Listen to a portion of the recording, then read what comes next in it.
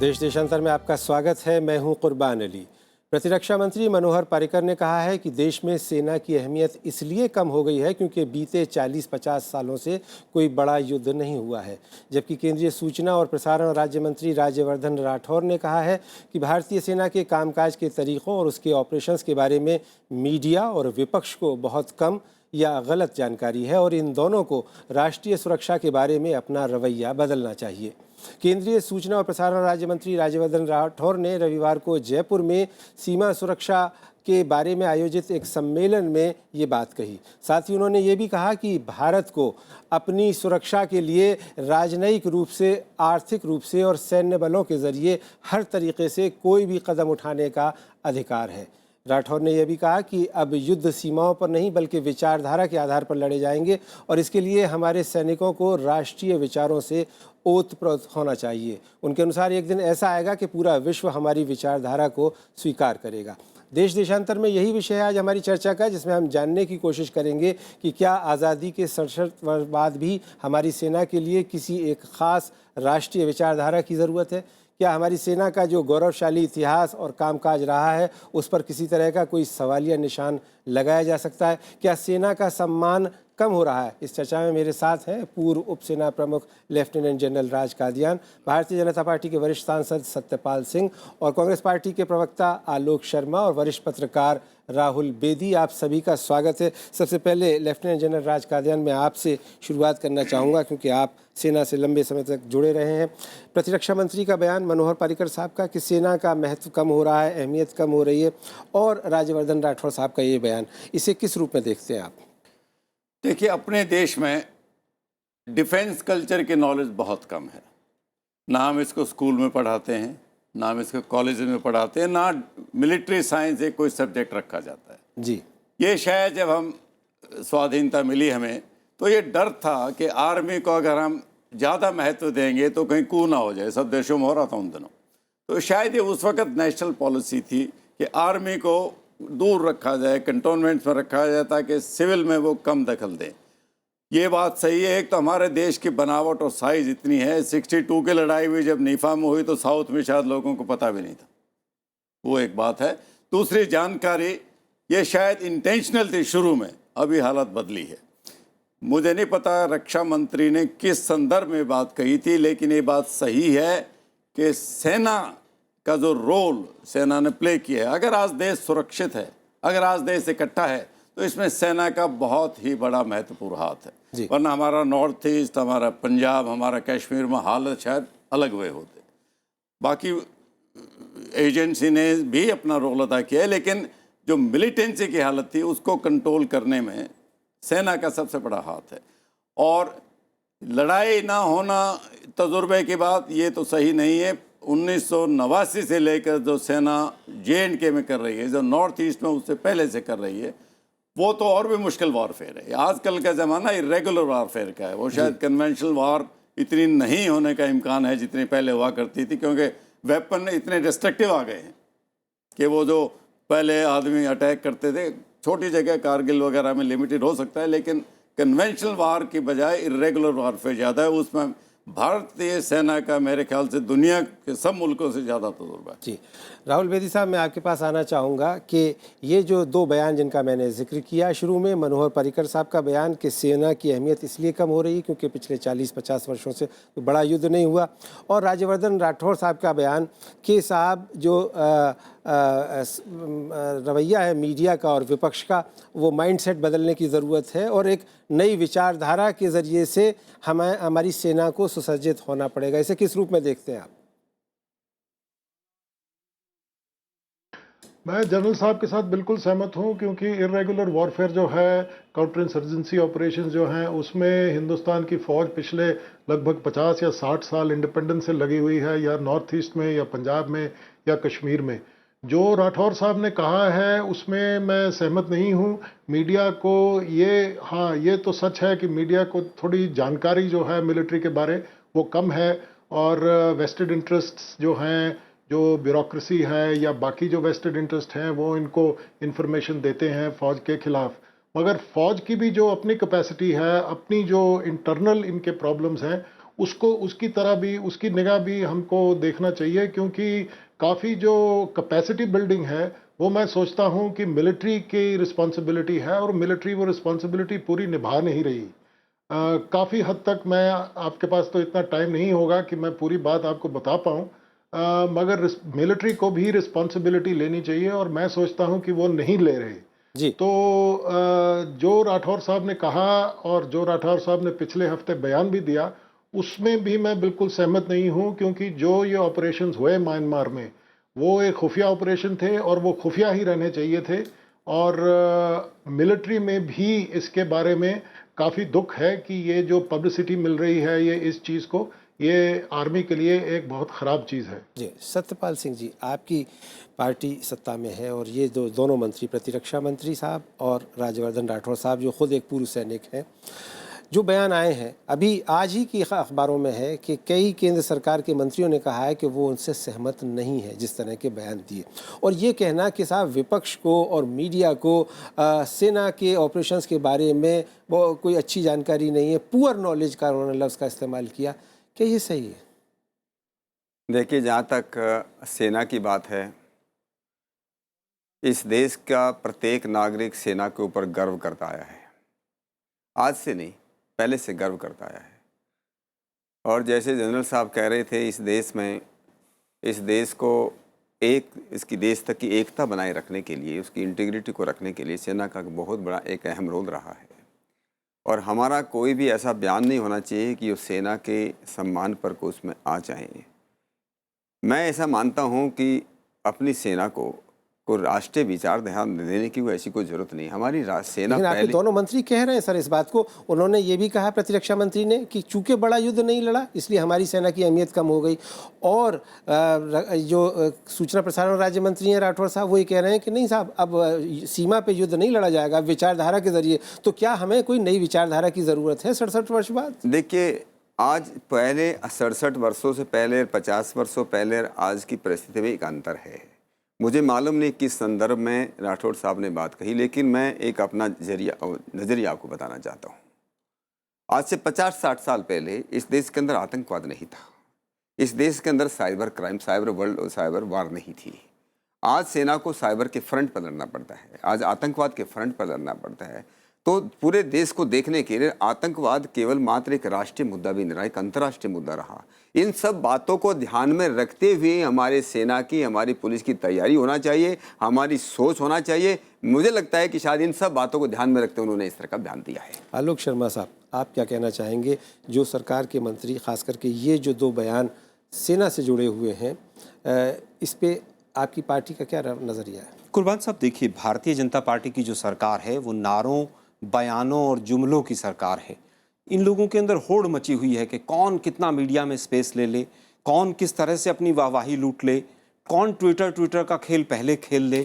मैं समझता हूं कि जिस तरह के बयान आ रहे हैं ये बहुत ही गैर जिम्मेदाराना बयान है, चाहे वो नेपाल को लेकर रहे, चाहे वो किसी तरह से भी बर्मा वाला जो म्यांमार वाला ऑपरेशन था उसको लेकर रहे, चाहे वो राम मंदिर वाले ऑपरेशंस वाले रहे। लेकिन अब जिस तरह के बयान आ रहे हैं, आप मर जवान मर किसान का नारा देकर आए थे, आपने दर्द बेचा था सेना का, आपने 1 रैंक 1 पेंशन के फार्मूले को बेचा था, उसके बाद आप फौज को बता रहे हैं कि ये फार्मूला नहीं, दूसरा ऑल्टरनेट ले लीजिए। दूसरी तरफ आप इस तरह के बयान दे रहे हैं कि हमारी फौज की अहमियत समाप्त हो गई है। मैं समझता हूँ बहुत ही विरोधाभासी बयान है, कहीं ना कहीं मोराल सेना का कम करने वाले बयान है, उसके महत्व को कम करने वाले, आंकने वाले बयान हैं।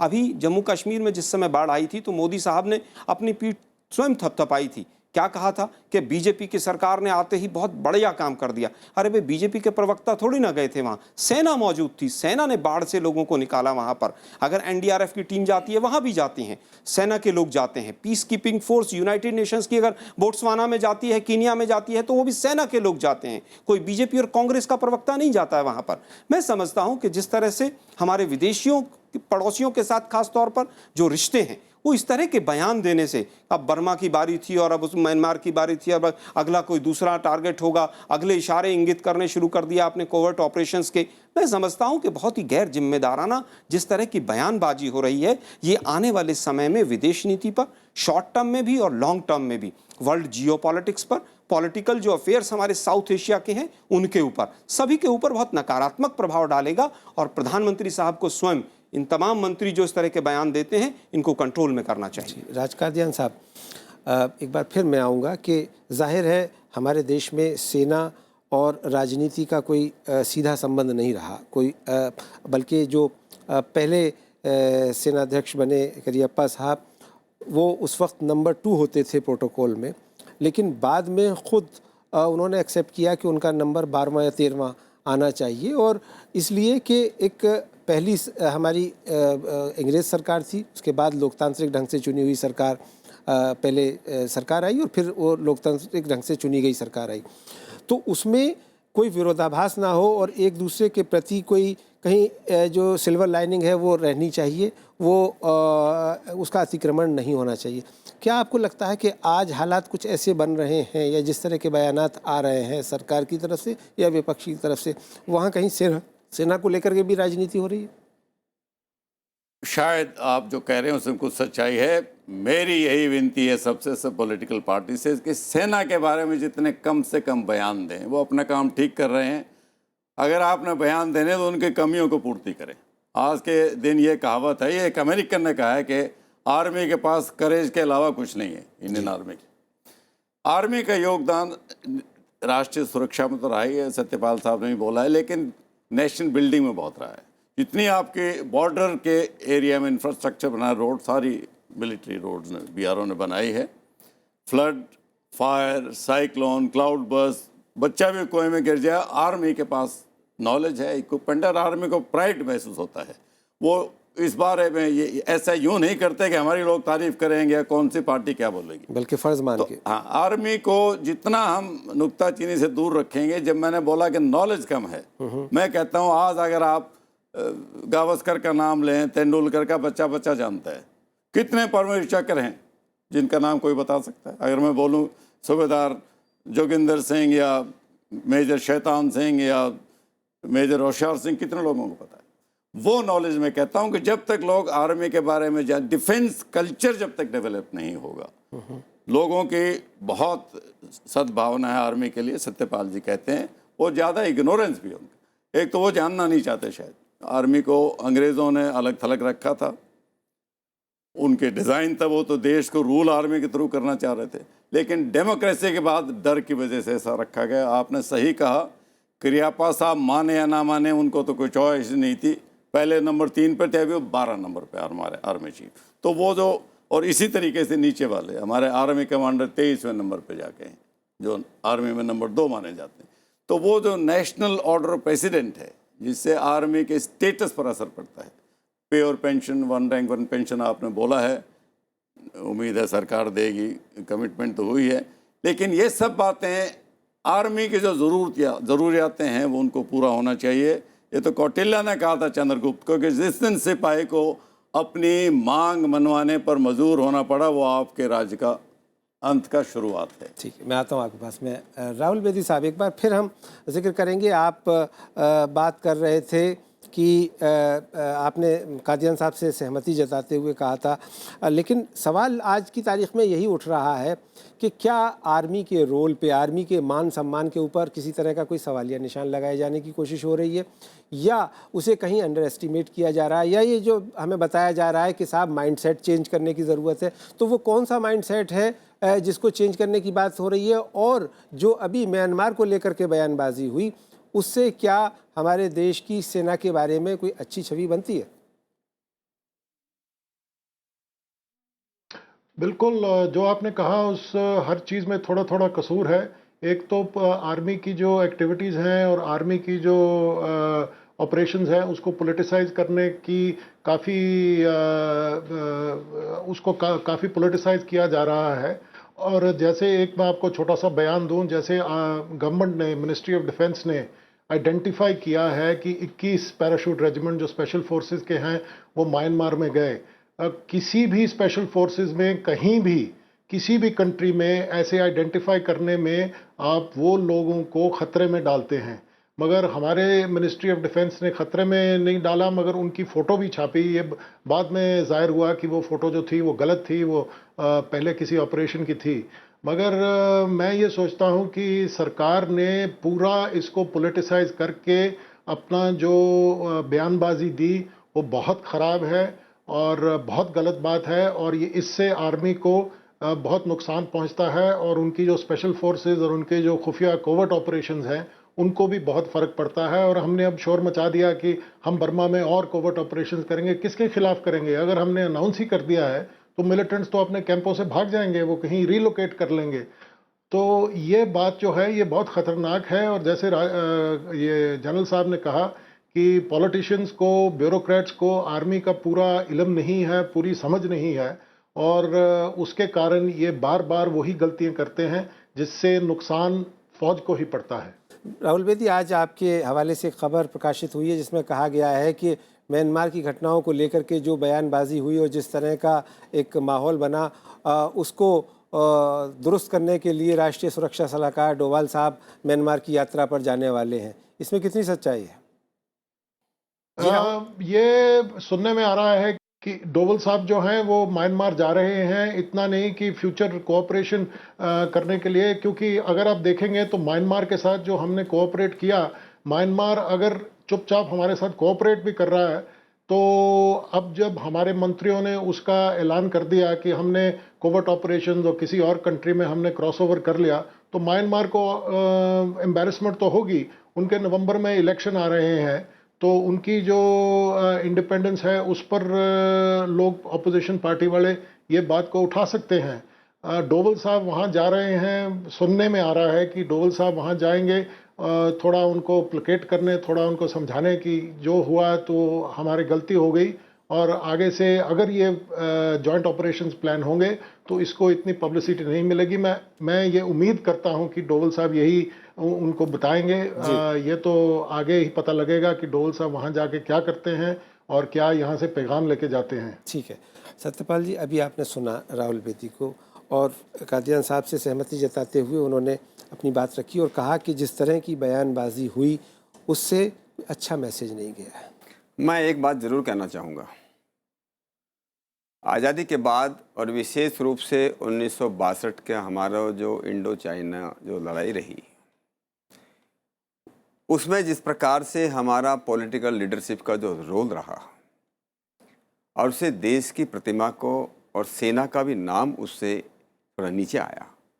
गड़बड़ सेना की नहीं थी, हमारे जो पॉलिटिकल लीडर थे वो किस थे। तो हम लोग जो पिछले उसमें हम आतंकवाद से लड़ाई लड़ रहे, इंसान से लड़ाई लड़ रहे, हम लोग जो एक मजबूत एक मैसेज देना चाहिए।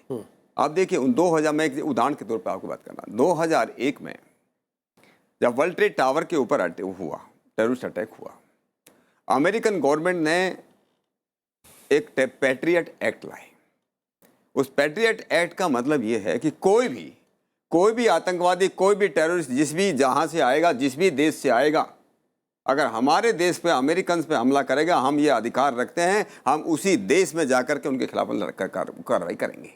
एक संदेश दिया, और उस संदेश का फ़र्क ये हुआ, फ़ायदा ये हुआ कि आज अमेरिका में छोटी मोटी घटना को आप छोड़ दीजिए, लोगों की हिम्मत नहीं हुई। हमारा देश पीछे से पब्लिक ये महसूस करती थी कि हमारे पास इतना पॉलिटिकल लीडरशिप इतनी कमज़ोर हो गई, हम जवाब नहीं दे सकते, हमारे पास इतनी मजबूत सेना है, हमारे पास इतना अच्छा तंत्र है, तब भी हम लोग बड़े कमज़ोर होकर के बने हुए थे। कभी कभी जनरल साहब मेरी बात से एग्री करेंगे, आप इसकी तुलना कर रहे हैं अमेरिका से? नहीं, अमेरिका के साथ तुलना की जा सकती है हमारी जो इस वक्त स्थिति है? देखिए, कभी भी तुलना किसी दूसरे देश से, एक उदाहरण होते हैं, हमको अपने से तुलना करना चाहिए। खुद से तुलना करना अच्छा है कि हम पहले क्या थे, आज क्या हैं। हमको मजबूती करना, हमको सेना के मोरल को बढ़ाना है, सेना के सम्मान को जिंदा रखना है, उसको आगे बढ़ाना है। और इस प्रकार की अगर घटना होगी, हम इसका संदेश देंगे इंसर्जेंट्स को, जब एक संदेश जाएगा, आतंकवादियों को एक संदेश जाएगा कि भाई आगे बक्सेंगे नहीं। हमारी सेना के पास जो सामर्थ्य है, इस देश के पास पॉलिटिकल लीडरशिप है, पॉलिटिकल विल है, अगर कोई ऐसा करेगा, आंख उठाने की कोशिश करेगा, उसकी आंख जो है फोड़ दी जाएगी। जी आलोक शर्मा साहब, आप कुछ कहना चाह रहे हैं? सुनने में बहुत अच्छा लगता है, कोई आंख उठाएगा उसकी आंख फोड़ देंगे। मैं समझता हूँ ये भी एक अपने आप में बहुत ही गैर जिम्मेदाराना बयान है। जो मित्र देश पड़ोसी है, अगर उसकी हम कहीं ना कहीं संप्रभुता के ऊपर प्रश्न चिन्ह लगा देंगे, तो क्या वो जो 60 कैंप और हैं उनमें हमें कभी अलाउ करेगा? क्या वो आंख फोड़ने देगा हमें? नारों से देश नहीं चलता है, जुमलों से देश नहीं चलता है।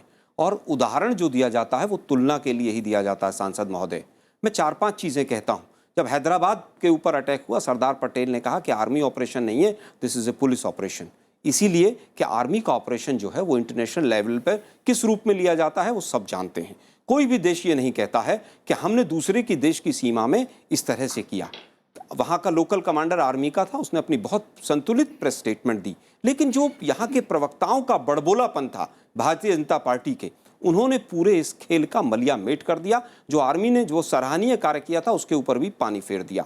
यही नेपाल में हुआ था। नेपाल में क्या हुआ कि हमने मदद की, लेकिन मदद के ऊपर बीजेपी ने कहा कि साहब पहली बार मदद हुई है, नेपाल में पहली बार कोई गया है, 17 साल के बाद पहली बार प्रधानमंत्री गए। विश्व स्तर पर क्या हुआ कि साहब हिंदुस्तान प्रोपेगेंडा कर रहा है और चाइना जैसे देशों को वहां पैर जमाने का मौका मिला। क्या इससे पहले ऐसे ऑपरेशंस नहीं हुए? क्या अटल बिहारी वाजपेयी जी के समय में भूटान में 650 आतंकवादियों को मारा गया था, वो इससे छोटा ऑपरेशन था? लेकिन अटल जी ने भी ऐसा नहीं किया। क्या नरसिम्हा राव जी के समय पे 1995 में जब ऐसी घटना घटी तब ऐसा हुआ था? ऐसा कभी भी नहीं हुआ है। हम सेना के भी साथ हैं, हम बीजेपी के भी सरकार के भी साथ हैं, क्योंकि हमारे देश की सरकार है। कोई भी आर्मी का ऑपरेशन होगा हम पूरी तरह साथ हैं, लेकिन आप जियोपॉलिटिकल माहौल को खराब करें वो अच्छी बात नहीं है। और जो ये कमांडर्स आपस में जो सहमति से ऑपरेशन होता है, क्या कल को दूसरा जो पड़ोसी देश का कमांडर है वो अलाउ करेगा कि हमारी आर्मी इस तरह से ऑपरेशन करे? मैं समझता हूं बहुत गंभीर विषय था। शांति से आगे बढ़ते, शुरू में ही ट्विटर का खेल नहीं खेलते तो भारतीय जनता पार्टी को और देश को इस तरह से डिबेट नहीं करनी पड़ती हमें यहाँ चैनल पर बैठकर। राजकादियान साहब कुछ कहना चाह रहे थे। जी देखिए, ये जो ऑपरेशन किया था नॉर्थ ईस्ट में, इसमें सबसे ऊंची आवाज़ तो उस एक्शन ने उठाई थी। उसके बाद कुछ बोलने की ज़रूरत नहीं थी। आर्मी ने सिर्फ 2 बातें कही थी कि हमने along Indo Burma border operation किया है और हमने बर्मीज अथॉरिटी से मिलाप रखा था, वही काफ़ी था। हम एक बड़े देश हैं, हम मैच्योर देश हैं, हमको ये थोड़ा सा संयम बरतना चाहिए कि हम कोई काउबॉय या कोई मैचो भाषा इस्तेमाल ना करें, उससे कोई फ़ायदा नहीं होता है। जब आप हाथी को कभी ये कहने की ज़रूरत नहीं पड़ती कि वो हाथी है, सब देखते हैं उसको। अगर आपका एक्शन सब ने देखा है, पाकिस्तान का रिएक्शन इग्नोर कर दीजिए आप, वो तो और रिएक्शन था। हमने जब किसी देश का नाम भी नहीं लिया था, हमारे तो 6 और पड़ोसी देश है, किसी ने नहीं बोला, पाकिस्तान ने शोर किया क्योंकि उनकी दाढ़ी में तिनका है, उसमें तो किसी को कोई शक नहीं। हमारा ज़्यादा फिक्र बर्मा की होनी चाहिए। हमारी वो डिप्लोमेसी जो थोड़ी डैमेज हो जाती है उसका ध्यान, क्योंकि हमें उनके कोऑपरेशन आगे भी ज़रूरत पड़ेगी। ये आखिरी ऑपरेशन तो नहीं था, मिलिटेंसी तो चलती रहेगी और भी ज़रूरत पड़ेगी, उसमें शायद कहीं ना कहीं नुक्स आ सकता है। ये 2 बातें हैं, एक डिप्लोमेसी है, एक पॉलिटिक्स है। और मैं एक पॉलिटिशियन बोलते हैं। हाँ। एक चीज़ और आखिर में जानना चाहूँगा कि ये जो आइडियोलॉजी की बात हो रही है कि आइडियोलॉजिकल लेवल पे हम वॉरफेयर करेंगे, क्या उस आइडियोलॉजी की ज़रूरत है, और अगर है तो वो क्या होगी?